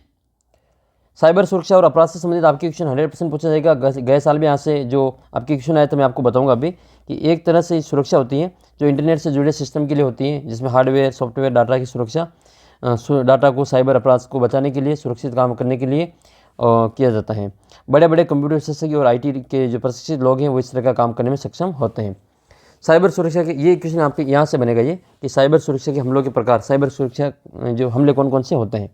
बदलती तकनीकी के कारण हमारी सुरक्षा हमारे लिए काफ़ी चुनौती का काम बड़ा हो गया है। साइबर धमकी और अपराधों से बचने के लिए हमें निम्न जानकारी को सुरक्षित रखना ज़रूरी है। पहला है रैनसमवेयर। ठीक है, रैनसमवेयर क्या होता है, ये एक तरह का वायरस होता है जो कि अपराधी द्वारा जो लोगों के कंप्यूटर और सिस्टम पर हमला करने के उसकी फाइलों को नुकसान पहुंचाता है, जिसके बदले अपराधी कंप्यूटर सिस्टम के मालिक से राशि वसूलता है, तभी जो उसको सिस्टम को छोड़ता है। तो हैंग कर लेता है, हम कहते हैं इसका चैनल जो हैंग हो गया, फिर ये वायरस छोड़ देते हैं, इस प्रकार से ये वाला है। एक होता है मालवेयर। मालवेयर जो है आपके कंप्यूटर की किसी भी फाइल या फिर प्रोग्राम को नुकसान पहुँचाता है, जो कि कंप्यूटर वायरस, वार्म और ट्रोजन, ये आपके मालवेयर के उदाहरण है। ये इंपॉर्टेंट क्वेश्चन आपके यहाँ बनता है, ये मालवेयर क्या है, तो ये आपके क्वेश्चन बन सकता है ये कि कंप्यूटर वायरस, वॉर्म और ट्रोजन ये क्या है, तो आपके मालवेयर के उदाहरण है। लास्ट बार जो क्वेश्चन आया था वो आपके ये वाला आया था। ठीक है, फिशिंग और स्पूफिंग क्या है, आपने 2023 का पेपर देखा होगा, उसमें ये नाम दे रखे थे कि फिशिंग और स्पूफिंग क्या है। तो ये साइबर धोखाधड़ी से संबंधित है। ये वार्तालाप के माध्यम से चालाकी से लोगों को जाल में फंसाया जाता है ताकि लोग उनकी निजी जो डाटा है और पासवर्ड इनकी जानकारी ले सकें। जो फिशिंग और स्पूफिंग है उनकी उदाहरण है। देख लेते हैं फिशिंग क्या होता है। तो फिशिंग एक ठगी का तरीका होता है, लोगों को प्रतिष्ठित विश्व संस्थानों के नाम पर फर्जी ईमेल भेजते हैं। इस ईमेल के उद्देश्य फर्जी डाटा को चुराना होता है, जैसे क्रेडिट कार्ड, नेट बैंकिंग की जानकारी चुराना, ये आपकी फिशिंग के अंतर्गत आती है। कहते थे कि आपकी जो OTP आएगी वो OTP देना और उसमें आपकी जो पूरा जो बैंक खाता वो समाप्त खाली हो जाता है। स्पूफिंग क्या है, तो स्पूफिंग में होता है ठगी करने वाला व्यक्ति किसी वैध व्यवसाय, पड़ोसी, विश्वस्त होने के बहाने किसी अन्य पहचान और व्यक्तिगत जानकारी प्राप्त करने का प्रयास करता है। साइबर सुरक्षा से उपाय यह वाला पूछा जाएगा। तो साइबर सुरक्षा के लिए पासवर्ड या ATM पिन गोपनीय रखें, समय समय पर इनको बदलते रहें, अपने कंप्यूटर, लैपटॉप और नवीनतम एंटीवायरस सॉफ्टवेयर का उपयोग करते रहें, किसी भी फ़ोन या ईमेल पर व्यक्तिगत जानकारी न साझा करें, ATM व बैंक खातों को संबंधित धोखाधड़ी की सूचना तत्काल अपने बैंक को देवें। साइबर अपराध की स्थिति में जो नागरिक national cyber crime reporting portal है, इस पर आप ऑनलाइन शिकायत दर्ज करवा सकते हैं। ये नाम आपको याद करना है कि साइबर अपराध की स्थिति में नागरिक नेशनल साइबर रिपोर्ट पोर्टल है, इस पर आप ऑनलाइन जो शिकायतें दर्ज करवा सकते हैं। तो ये इसके प्रमुख जो आपके प्रश्न थे वो आपको मैंने आपके इस पाठ के बता दिए। नवा पार्ट है आपके ग्रामीण एवं शहरी प्रशासन। तो इसमें आपके वो सरपंच, ग्राम पंचायत वाला और प्रधान, जिला प्रमुख, मुख्यमंत्री वाला, इनसे संबंधित प्रश्न इसमें पूछे जाएंगे। जिला प्रमुख कौन होता है, प्रधान कौन होता है, तो इनसे संबंधित प्रश्न पूछे जाएंगे। तो आइए देख लेते हैं इनसे कौन से क्वेश्चन बन सकते हैं। तो पहला क्वेश्चन आपके सामने है ये कि नगरीय जो स्वशासन इसकी इकाई क्या है। तो नगरीय स्वशासन में आपके ये सभी आते हैं। नगर में नगर पालिका है, देखो नगर नगर लग रहा है इसके नगरी में, नगर पालिका, नगर निगम, नगर परिषद, ये आपके नगरीय है। तो नगर से आपको याद रखना नगरीय, उपरोक्त सभी हो जाएगा। हमारे देश में किस संविधान संशोधन द्वारा पंचायती राज व्यवस्था को अपनाया गया, तो इसका मैं अभी यहाँ पे आपको, तो इसका आप उत्तर लिखेंगे ग्रामीण प्रशासन में हमारे देश में जो 73वें संविधान संशोधन द्वारा, कौन से 73वें 73वें संविधान संशोधन द्वारा पंचायती राज व्यवस्था को अपनाया गया और इसे संवैधानिक दर्जा दिया गया। और कौन सी सूची में जोड़ा गया, 11वीं अनुसूची में पंचायती राज व्यवस्था को 3 स्तरीय ढांचे में जोड़ा गया। और पंचायती राज के कितने आपके इसमें कार्य का उल्लेख मिलता है, तो आपके 29 कार्यों का उल्लेख मिलता है। इसमें 29 नाम याद रखना। इसमें होता क्या क्या है, तो इसमें आपके जो पंचायती राज होता है इसमें आपके 3 स्तर होते हैं। जिला परिषद होता है, ग्राम पंचायत, पंचायत समिति होती है और ग्राम पंचायत होता है। जिला परिषद में जो जनप्रतिनिधि होता है जिसको लोग वोट देके चुनते हैं वो जिला प्रमुख होता है। और जो सरकारी आदमी होता है वो मुख्य कार्यकारी अधिकारी होता है, आपके सीईओ होता है, चीफ एग्जीक्यूटिव ऑफिसर। और पंचायत समिति में जो होता है वो प्रधान होता है, ये इसको जनता चुनती है। और ये बीडीओ होता है, ब्लॉक डेवलपमेंट ऑफिसर, जिसको हम बीडीओ कहते हैं, ये इसका सरकारी आदमी होता है। और फिर ग्राम पंचायत में जो चुने हुए व्यक्ति होता है वो सरपंच होता है, इसका प्रधान होता है, मतलब मुख्य व्यक्ति होते हैं। और यहाँ जो सरकारी आदमी होता है वो कौन होता है, वो ग्राम विकास अधिकारी, जिसको हम वीडीओ कहते हैं, विलेज डेवलपमेंट ऑफिसर। इनकी कार्य क्या क्या वो देख लेते हैं। जिला परिषद की, पंचायत समिति को और ग्राम पंचायत की कार्य क्या क्या वो देख लेते हैं। जिला परिषद स्थानीय आवश्यकताओं और स्रोतों के अनुसार पंचायत समिति की क्षेत्रीय योजनाओं को समेकित करके जिले के लिए अंतिम योजना तैयार करवाती हैं। ग्राम पंचायतों की ग्राम सभाएं और बैठकों का आयोजन करवाती हैं। पंचायत समिति के कार्य, सर्वेक्षण कार्यों को करवाना, नवनिर्वाचित सरपंचों और पंचों को प्रशिक्षण मार्गदर्शन देना, सरपंचों, पंचायत समिति सदस्यों, जिला परिषद के सदस्यों को समन्वय करना और साधारण बैठक को आयोजित करवाना। ग्राम पंचायत का आपको कार्य याद करना, इंपॉर्टेंट क्वेश्चन है ये। ग्राम पंचायत स्वच्छता और पेयजल की व्यवस्था करना, मार्ग में प्रकाश व्यवस्था, मनरेगा कार्यक्रम का क्रियान्वयन, सार्वजनिक वितरण प्रणाली और सड़कों का रखरखाव। इसके अलावा जन्म मृत्यु का पंजीकरण कराना, आपदाओं में महामारी और जिला प्रशासन में समन्वय रखना, चारागाह और वनों का विकास करना, मानव एवं पशु स्वास्थ्य की देखरेख करना, कार्यक्रम में सहायता करना और स्थानीय भौतिक संसाधनों के विकास की समुचित व्यवस्था करना।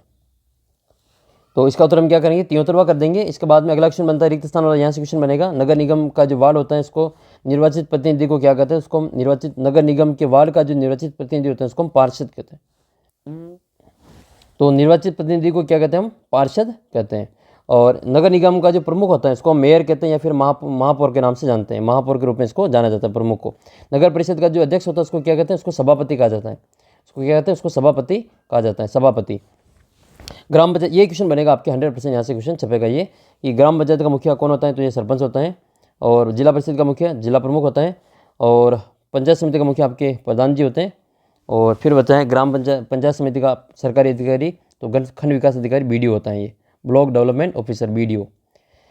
फिर आपके मुख्य कार्यकारी अधिकारी के कार्य और पंचायत राज के बारे में बताना है। इसके अलावा नगरीय प्रशासन के बारे में और ग्राम विकास पर टिप्पणी लिखनी है। तो ये इसमें से कोई इंपोर्टेंट इतना बनेगा नहीं, आपके कार्यों से संबंधित प्रश्न बनेगा, वो आपको अच्छे से याद कर लेना है। तो सबसे पहले इंपॉर्टेंट कौन सा इसमें प्रशासन वाला, ये बता ही दिया इसमें आपके कि त्रिस्तरीय में आपके ग्राम पंचायत, ग्रामीण शासन में ग्राम पंचायत, पंचायती राज में आपकी पंचायत समिति और जिला परिषद आते हैं। ये ग्रामीण प्रशासन में आता है और इनका कार्यकाल 5 साल होता है। सबसे पहले बात करते हैं ग्राम पंचायत की। ग्राम पंचायत पंचायत समिति की लोकतंत्र की प्रथम इकाई होती है, जिसको वार्ड पंच और उप सरपंच और सरपंच मिलकर बनाते हैं। इनका चुनाव 5 साल में होता है और राज्य चुनाव आयोग के द्वारा करवाया जाता है। और 5 साल इनका कार्यकाल होता है। और ये न्यूनतम जो आयु है सरपंच चुनाव लड़ने की वो 21 वर्ष इसमें होती है। फिर कमेंट करके बताना देखिए आपके। अगला प्रश्न आपकी पंचायत समिति वाला है। इसमें आपकी पंचायत समिति ग्राम पंचायत जिला परिषद से जोड़ने वाली महत्वपूर्ण कड़ी होती है। इसका जो न्यूनतम आयु चुनाव लड़ने की वो 25 साल है। और इसमें जो सरकारी आदमी होते हैं राज्य सरकार के द्वारा, वो खंड विकास अधिकारी ब्लॉक डेवलपमेंट ऑफिसर होता है। पंचायत समिति का कार्यकाल भी क्या होता है, वो 5 साल ही होता है। इसका जो सदस्य होता है इसको पंचायत समिति सदस्य कहते हैं, जो प्रधान और उप प्रधान को चुनाव करते हैं। इसका जो प्रमुख व्यक्ति होते हैं पंचायत समिति का, उसको प्रधान कहते हैं, ठीक है, प्रधान कहा जाता है। जिला परिषद ये एक जो पंचायत राज व्यवस्था की शीर्ष संस्था होती है जिला परिषद।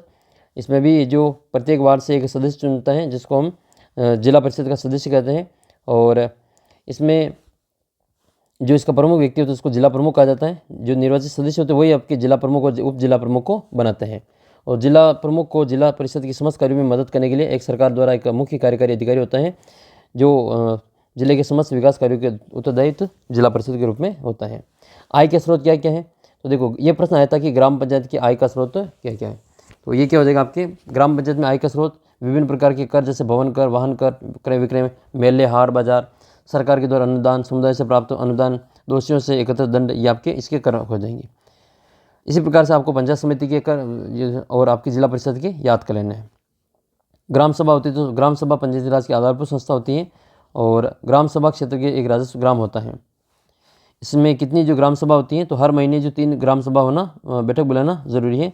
और आमतौर पर जो 4 साल में जो 4 होती हैं, एक तो आपकी 26 जनवरी को, 1 मई को, 15 अगस्त को और 2 अक्टूबर को। फिर आपके ग्राम न्यायालय तो भारत में जो पहला राजस्थान का जो पहला ग्राम न्यायालय है वो आपके जयपुर के बस्सी में खुला था। और ग्रामीण क्षेत्र में ग्राम पंचायत स्तर पर जो शीघ्र और सुलभ न्याय दिलाने के लिए ग्रामीण न्यायालय एक्ट 2008 को पारित किया गया था। वो पहला ग्राम न्यायालय कहाँ खोला गया था? जयपुर के बस्सी में। फिर आपकी नगरीय संस्था जिसमें आपके नगर निगम, नगर परिषद वगैरह ये आते हैं। तो नगर पालिका होती है, नगर पालिका के सदस्य होते हैं और उसका वार्ड कहलाते हैं, पार्षद होते हैं और इसका जो मुख्य होता है नगर पालिका अध्यक्ष होता है। जबकि नगर परिषद में आपके नगर परिषद के जो सदस्य होते हैं और उसको भी सभापति कहते हैं, इसका जो मुखिया होता है उसको सभापति कहा जाता है। और नगर निगम जो होता है उसका वार्ड मिलकर इसका मुखिया होता है उसको महापौर कहते हैं या फिर इसको मेयर कहा जाता है, सभापति भी इसको कहा जाता है। वार्ड से चुने हुए प्रतिनिधि को पार्षद कहा जाता है। तो ये आपको याद रखना, नगर निगम का अध्यक्ष महापौर होता है, नगर परिषद का अध्यक्ष सभापति होता है, तो नगर पालिका बोर्ड का जो अध्यक्ष है वो नगर पालिका अध्यक्ष होता है। फिर 74वां संविधान संशोधन जो हुआ था वो आपकी शहरी संस्थाओं में चुनाव से संबंधित हुआ था, जिसमें 1/3 जो आरक्षण है वो महिलाओं के लिए सुरक्षित रखा गया था। नगर परिषद जो इसके कार्य वगैरह वो आप इसमें यहाँ पे ये इसका स्क्रीनशॉट देख लेना। अनिवार्य कार्य कौन कौन से? जल, शुद्ध जल, रोशनी, दमकल, जन्म मृत्यु प्रमाण पत्र, स्वैच्छिक कार्य, सार्वजनिक कार्य, मेला प्रदर्शन, आवारा पशु से छुटकारा, स्टेडियम, वाचनालय, पुस्तकालय, वृक्षारोपण, ये इसके स्वैच्छिक कार्य हो जाएंगे। अंतिम पार्ट है राजस्थान में कला और संस्कृति। यहाँ से भी इंपोर्टेंट क्वेश्चन बनेंगे और आपके प्रमुख जो पर्यटन स्थल है उनके बारे में आपको बताने। कला संस्कृति में क्या क्या आता है वो हम यहाँ पे देखने वाले हैं। तो पहला आपकी इसमें जोड़ा कौन सा सम्मिलित नहीं वो बताने, तो देलवाड़ा का जैन मंदिर ये आपकी कहाँ पे? आबू पर्वत, सिरोही सही है। ये रणकपुर की जल मंदिर पाली में सही है। एकलिंग जी का जो मंदिर है वो आपके जयपुर में नहीं है, मैंने भी आपको एक वीडियो में गलत बता दिया था, राजसमंद बता दिया था, जबकि ये कहाँ पे है? उदयपुर में है। तो इसका उत्तर उदयपुर करना है, कैलाशपुर में। खाटू श्याम जी का मंदिर हारे का सहारा बाबा श्याम हमारा, तो ये आपके सीकर में स्थित है, बिल्कुल सही है। रिंगस सीकर, रिंगस स्टेशन पर उतरना पड़ता है और वहाँ पे से ये खाटू श्याम जी के मंदिर में जाते हैं। तो देखते हैं, देखिए कौन कौन कमेंट बॉक्स में हारे का सहारा बाबा श्याम हमारा लिखता है और खाटू श्याम जी का जो आपको जयकारा कमेंट बॉक्स में लगाना है। तो उम्मीद करते हैं कि खाटू श्याम जी आपकी अपने पेपर में बहुत मदद कर देंगे, आपको बहुत ही आशीर्वाद देंगे और आपका जो पेपर बहुत ही अच्छा होगा और आपके 80 में से 80 नंबर प्राप्त होंगे। तो हारे का सहारा बाबा श्याम हमारा है, जय श्याम। नेक्स्ट है दूसरा क्वेश्चन, किस दुर्ग में सर्वाधिक ऊंच भाग में कटारगढ़ कहलाता है? तो कुंभलगढ़ का जो किला है उसके ऊपर एक और दुर्ग है जिसको हम कटारगढ़ के नाम से जानते हैं। इसका उत्तर देगा आपके कुंभलगढ़। बूंदी में कितने खंभों की छतरी है? तो आपकी बूंदी में 84 खंभों की छतरी है। बूंदी में 84 खंभों की छतरी है। जबकि अलवर में कितने खंभों की है? अलवर में आपके 80 खंभों की छतरी है। अलवर में 80 खंभों की। याद कैसे रखोगे? अ से 80, ऐसे अ से को मिला के याद कर लेना। बड़ी ठनी ये आपकी किशनगढ़ की प्रसिद्ध चित्रशैली है, किशनगढ़। तो आइए इन प्रश्नों के आप भी और भी डिटेल से देख लेते हैं। मूसी महारानी की जो छतरी है वो कहाँ पे है? वो 80 खंभों की है, वो कहाँ पे है? अलवर में है। और मंदिरों का विकास किस काल में प्रारंभ हुआ, इसको हम भी देखेंगे। विजय स्तंभ का निर्माण किस शासन के काल में होता? तो विजय स्तंभ चित्तौड़गढ़ में स्थित है, आपने देखा होगा इस वीडियो में पीछे। विजय स्तंभ का जो निर्माण है वो मेवाड़ के महाराणा हुए, महाराणा कुंभा। तो महाराणा कुंभा के द्वारा इसका निर्माण करवाया गया था। मालवा विजय के उपलक्ष्य में इनका निर्माण करवाया गया था। आपके क्वेश्चन बनेगा ये वाला कि राजस्थान के प्रमुख दुर्गों के नाम बताइए और किन्हीं 2 दुर्गों का वर्णन कीजिए। तो ये वाला क्वेश्चन आपके इंपोर्टेंट यहाँ से बनने वाला है। तो थोड़ा सा हम यहाँ पे आपको दुर्गों के बारे में बता देते हैं। दुर्ग क्या है? दुर्ग सामरिक दृष्टि से सुरक्षा के लिए बनाए जाते थे और दुर्ग है जो राजस्थान को दुर्गों की भूमि कहा जाता है। यह कहा दिया जाए कि तो कोई इसमें अतिशयोक्ति नहीं होगी, राजस्थान को दुर्गों की भूमि। तो सुरक्षा की दृष्टि से राजस्थान में दुर्ग ऊंची पहाड़ियों पर, गहरी नदियों के किनारे, मैदानी भागों में। ये क्वेश्चन लास्ट बार आया था कि दुर्ग कहाँ बनाए जाते हैं? तो ये ऊंची पहाड़ियों पर, गहरी नदियों के किनारे और मैदानी भाग में बनाए जाते हैं। दुर्ग के निकट खाइयाँ भी बनाई जाती हैं जिनमें पानी भरकर जहरीले जानवर छोड़ दिया जाता है। इनको पारीख दुर्ग कहा जाता है। उदाहरण के लिए जो भरतपुर का जो किला है, लोहागढ़ किला, वो आपके पारीख दुर्ग का उदाहरण है। उसके चारों ओर सुजान नहर से पानी आता है। दुर्ग शासकों के आवास, सेना सामान्य के लोगों के रहने के सुरक्षित स्थल से दुर्ग में कृषि, खाद्य भंडारण, वापी जल जलाशय की पर्याप्त जो व्यवस्था होती थी। इस कारण सैनिक योद्धा कई महीनों तक ये जो दुर्ग के सभी मार्ग बंद करके शत्रु सेना से को छकाते रहते थे। और राजस्थान में दुर्ग के लिए प्रायः किला या फिर गढ़ का प्रयोग किया जाता है। जैसे गढ़ तो चित्तौड़गढ़, बाकी सब गढ़ैया।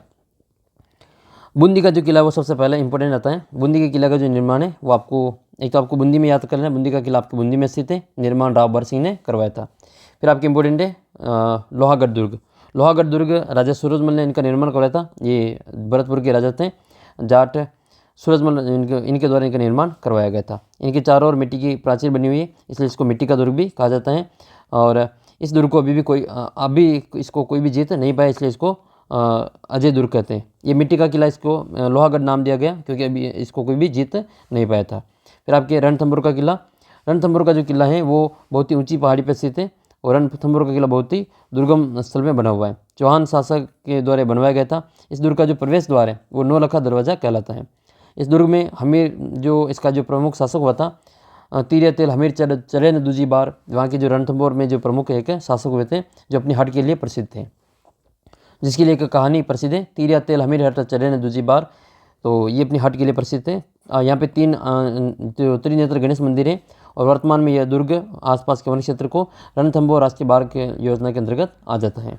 जालौर का दुर्ग सोनगढ़ चौहानों का प्रतीक माना जाता है, शौर्य का प्रतीक है और ये सोनचिड़ी पहाड़ी पर स्थित है। इस दुर्ग का निर्माण जो परमा राजा जो हुए थे दारावर्ष और मुंज, इनने करवाया था और यह अपनी जो सोनगढ़ चौहानों की प्रसिद्धि के लिए जाना जाता है।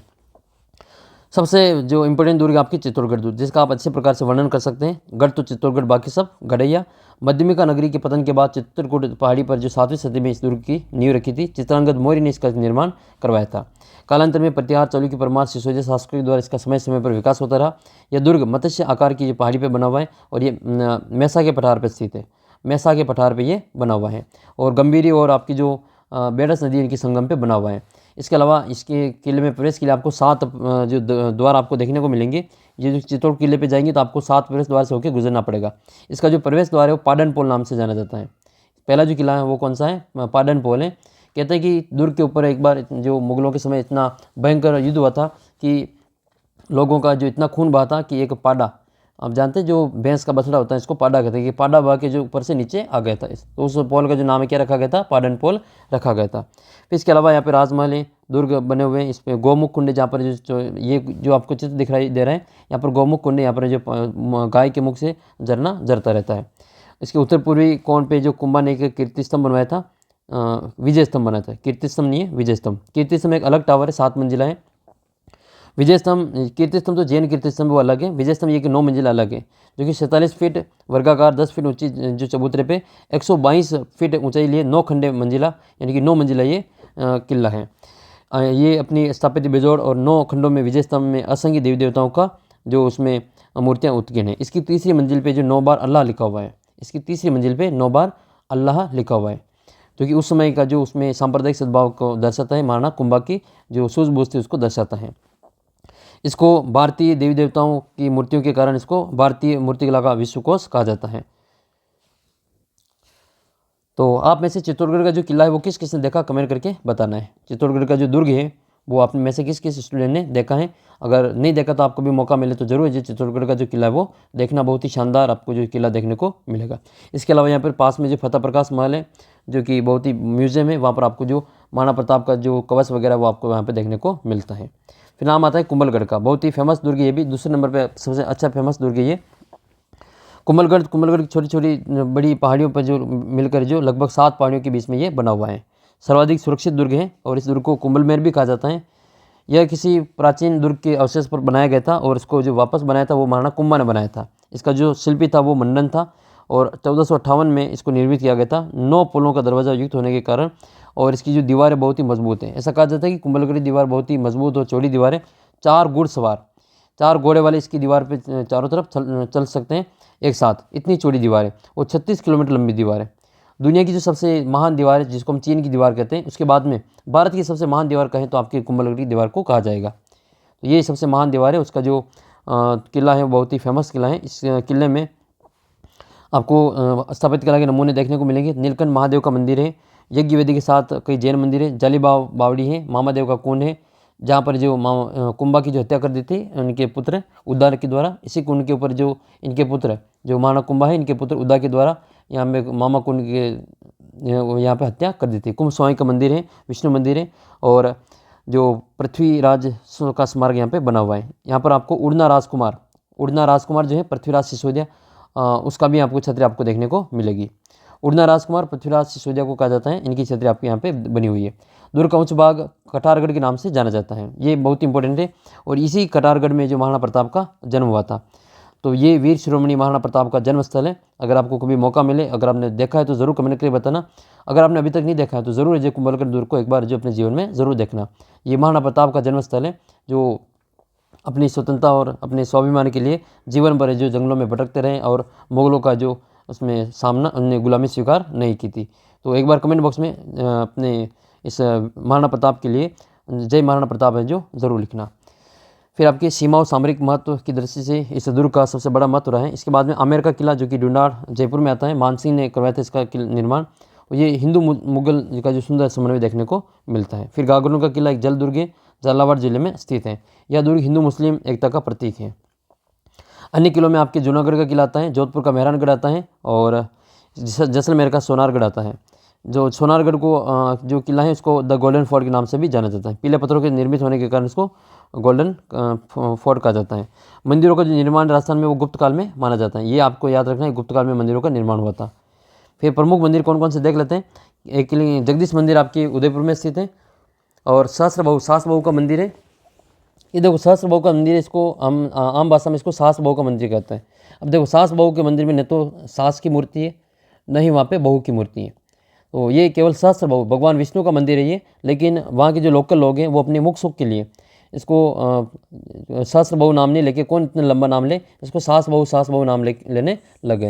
ये उसी तरह है, ये गुलाब जामुन की तरह है, गुलाब जामुन की तरह। ये कैसे गुलाब जामुन की तरह, तो आपको बता देते हैं कि ये गुलाब जामुन की तरह कैसे। आपने देखा होगा गुलाब जामुन में न तो गुलाब होता है न ही जामुन होता है, फिर भी हम उसको गुलाब जामुन कहते हैं।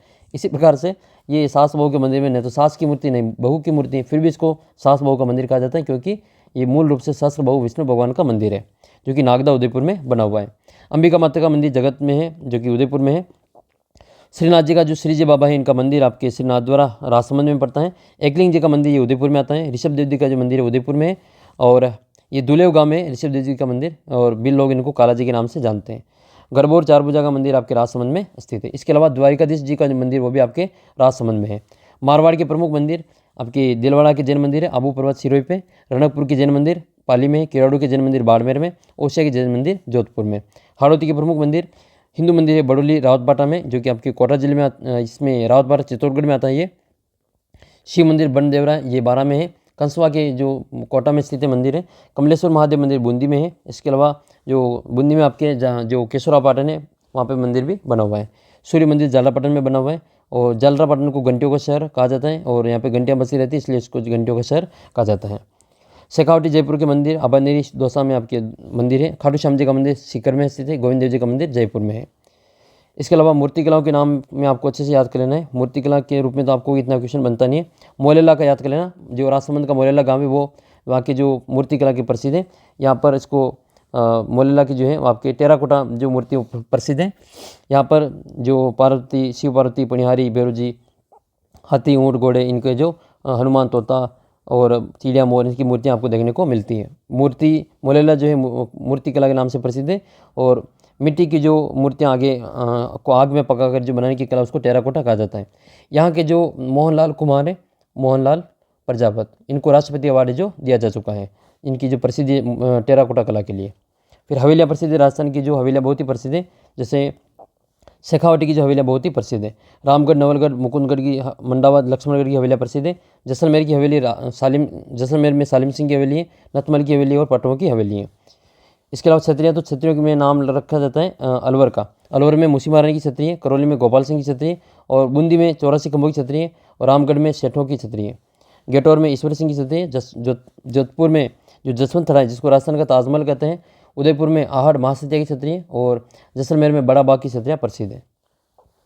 चित्रकला में आप नाम याद रखेंगे बनी ठनी जो है आपकी प्रसिद्ध चित्रशैली है और ये किशनगढ़ चित्रशैली में आती है, जो कि निहाल चंद के द्वारा इसको बनाया गया था। किशनगढ़ चित्रशैली बनी ठनी नारी सुंदरी का है और आमेर के और जोधपुर के और बीकानेर की शैली में मुगल प्रभाव देखने को।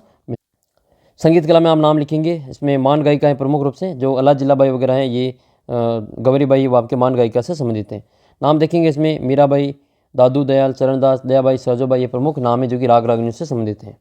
तो ये आपका प्रमुख जो किताब थी वो मैंने आपको करवा दी 1 घंटा और 14 मिनट। अगर आपने वीडियो यहाँ तक देखा है तो निश्चित रूप से आपके 20 में से 20 नंबर आप आराम से कवर करेंगे। और मैंने आपको मैप का वीडियो बना दिया कंप्लीट, आपने देख लिया होगा। कैसा लगा आपको मैप का वीडियो कमेंट करके ज़रूर बताना, और ये वीडियो आपको कैसा लगा वो भी आपको कमेंट करके ज़रूर बताना। अगर आपने 1 घंटे 15 मिनट का वीडियो देखा है तो निश्चित रूप से आपके जो 20 में से 20 नंबर पक्के हो गए हैं। वीडियो को अपने सभी दोस्तों के साथ में शेयर जरूर करना, और यहाँ तक वीडियो किस किसने देखा है आप अपने स्कूल का नाम कमेंट करके बताएंगे तो मुझे पता चल जाएगा कि आपने में से वीडियो किस किसने जो पूरा देखा है। मिलते हैं आपको अगले वीडियो में, तब तक जय हिंद जय भारत। अपने जितने भी क्वेश्चन करवाए वो सारे वीडियो देख लेना। आपको समय कम है तो स्पीड बढ़ा के लेकिन टेस्ट जरूर दे देना, और टेस्ट देने के बाद में अपना जो स्कोर है वो अपने दोस्तों के साथ में शेयर जरूर करना। आज के पेपर के लिए आपको ऑल द बेस्ट। आपका जो 2 अप्रैल का पेपर होगा सामाजिक का बहुत ही शानदार पेपर होगा और आप 80 में से 80 नंबर लेके आएंगे, ऐसी मेरे को उम्मीद है। और ईश्वर से मैं यही प्रार्थना करता हूँ कि आप सभी के लिए 80 में से 80 नंबर प्राप्त होंगे। तो इसके लिए आप चैनल को सब्सक्राइब कर लेना। अगर आप इतना करते हैं तो आप चैनल को जो सब्सक्राइब करेंगे तो आपको निश्चित रूप से 80 में से 80 नंबर आपके प्राप्त होंगे। मिलते हैं आपको अगले वीडियो में, तब तक जय हिंद जय भारत। चैनल को सब्सक्राइब कर लेना, ऐप को डाउनलोड कर लेना और वीडियो को अपने सभी दोस्तों के साथ में शेयर जरूर करना। और जितने मैंने आपके क्वेश्चन बताए थे उम्मीद करता हूँ सारे वीडियो आपने देख लिए होंगे, और इसकी जो इंपॉर्टेंट क्वेश्चन है मैप वाला वीडियो है वो भी आपने देख लिया होगा, ताकि आपका कोई भी क्वेश्चन गलत नहीं होगा और आप सामाजिक में भी 80 में से 80 नंबर लेके आएंगे। इसके अलावा आपकी हिंदी का और जो संस्कृत का वीडियो वो भी अपलोड कर दिए हैं, वो भी आप देख लेना। परीक्षा देके आएंगे तब तक वो आपको वीडियो मिल जाएगा, उन वीडियो को भी आप देख लेना ताकि आपका कोई भी प्रश्न गलत नहीं हो।